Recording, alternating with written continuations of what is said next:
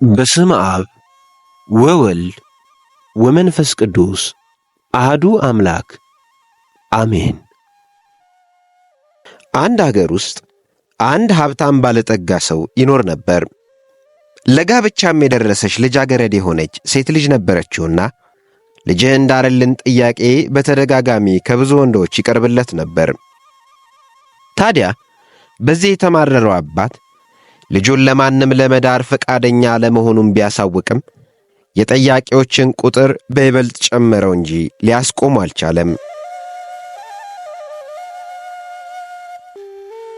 ታዲያ በዚህ ግራ የተጋባ አባት እንደ ባህሉና እንደ ሥርዓቱ ወደ ሀገር ሽማግሌዎች በመሄድ እየሆነ ያለውን በሙሉ ያስረዳል።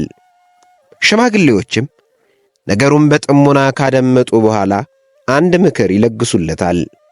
እንዲህም አሉት፣ ለልጅህ በጣም ብዙ ኪስ ያለው ሱሪ ያሰፋና በእያንዳንዱ ኪስ ውስጥ ሳንቲሞችን ሙላበት።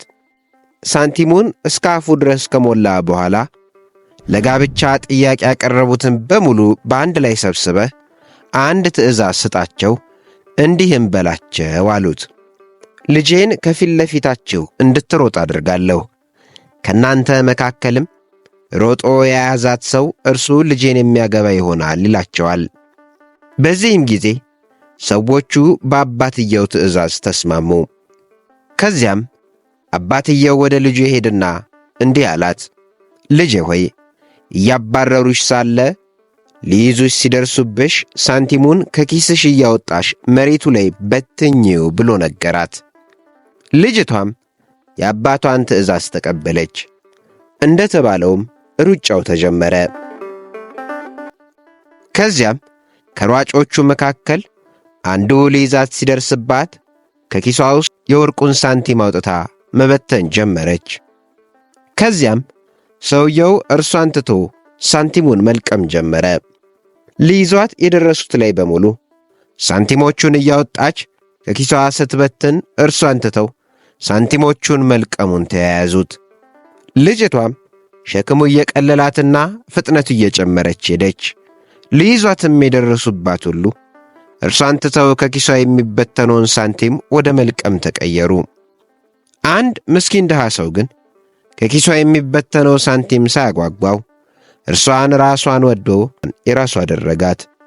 ይህንንም የተመለከተው አባቷ ለልጁ ባል ሊሆን የሚችል ሰው በማግኘቱ ደስ አለው። ልጁንም ዳረለት ይባላል። ብዙዎቻችን ወደ እግዚአብሔር ቤት ለምንድን ነው የምንሄደው? በረከትን፣ ገንዘብን፣ ትዳርን፣ ቤትን፣ መኪና ወይስ ሌላ ነገር ፍለጋ? ወይንስ ራሱ እግዚአብሔርን ፈልገን ነው? ማናችንም እግዚአብሔርን አናታልለውም። የእያንዳንዳችን የተሰወረ የልብ መሻት ያውቃል። እጁን ሳይሆን ልጁን፣ ፍትፍቱን ሳይሆን ፊቱን ፈላጊ እንሁን ይለናል ይሄኛው ታሪክ።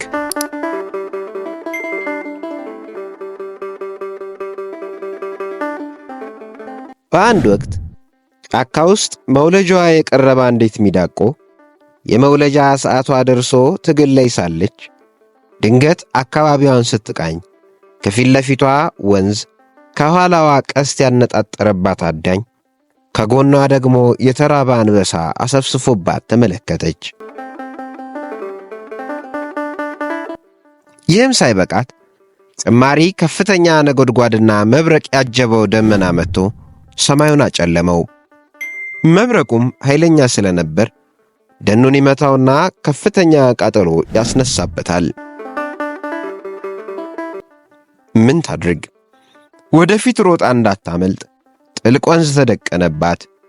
ከኋላዋ አዳኙ፣ ከጎኗ ደግሞ አንበሳው ወደ ጫካ ገብታ እንኳን እንዳትደበቅ ደኑ ከፍተኛ ቃጠሎ ላይ ሆነ። በዚያ ላይ የውልደት ሕማም ነፍስ ውጪ ነፍስ ግቢ እያስባላት ነው።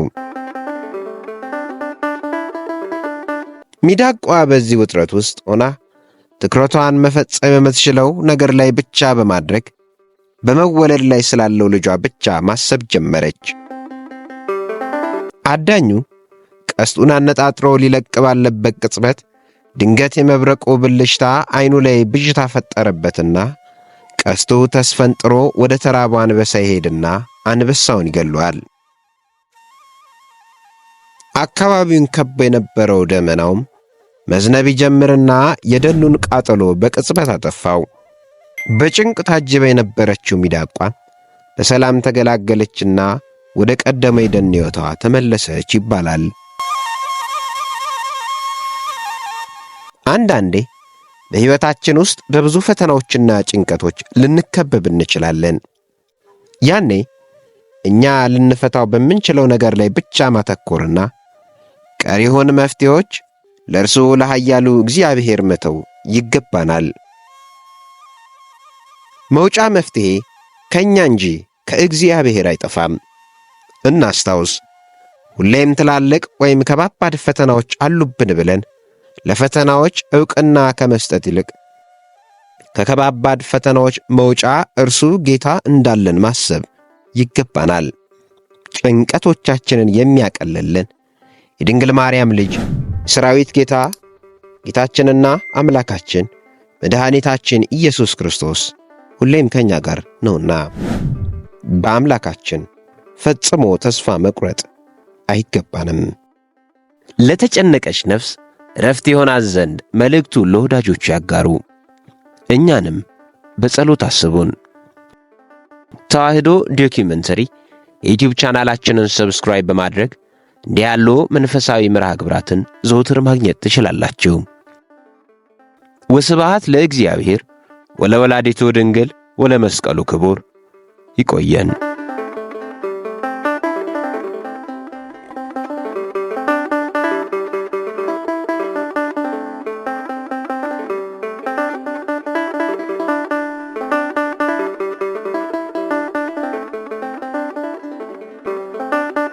ተዋህዶ ሃይማኖት ታነጸሻል በመንፈስ ቅዱስ